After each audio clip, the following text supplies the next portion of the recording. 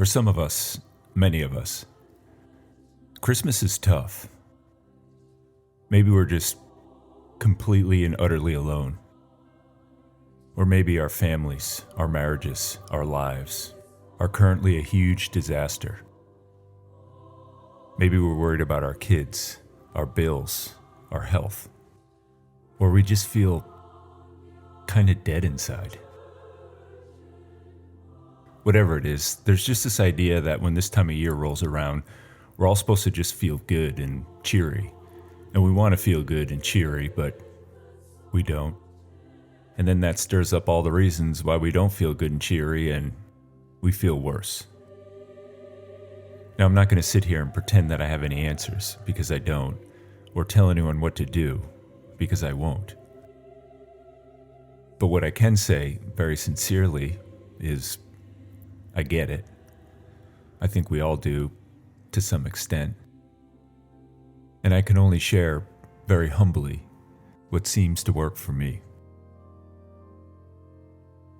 To me, I see the Christmas blues as an opportunity or a call to get out of all the outer stuff of Christmas, which seems to be the fuel for the problems, and get back into the inner stuff of Christmas, which is the solution.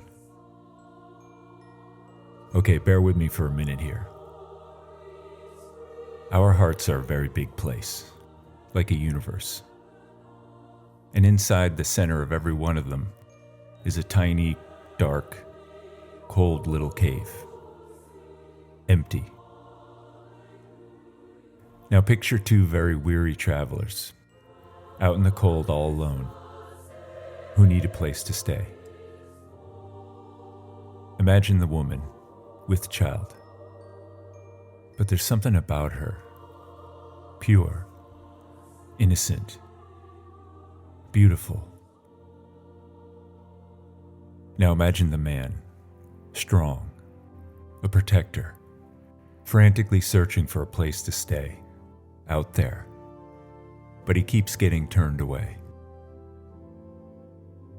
He remembers a place, a cave, tiny, empty, all alone in the middle of nowhere.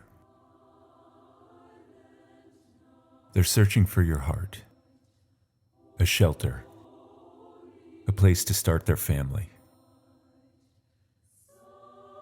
Now imagine them sweeping out all the dust and the stones and the junk, lighting a warm fire, and very tenderly waiting together. Now the rest I'll leave up to you, but this is where Christmas is. This is where Christmas happens. Not outside, but inside. Where we're never alone, where we're part of a family, and where we wait to receive the King.